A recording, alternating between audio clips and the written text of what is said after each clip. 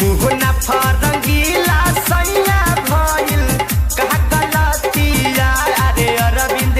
के संगतिया हो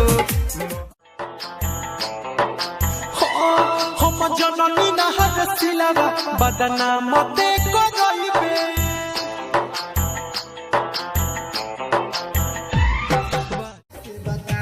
मन फरंगीला धड़कता जिया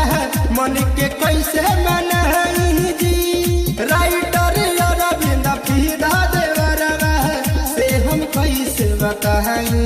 जी अफरोज फरमुल्ला जमलवा नसरुद्दीन सनावा सुसु की गइल छोड़ी के बात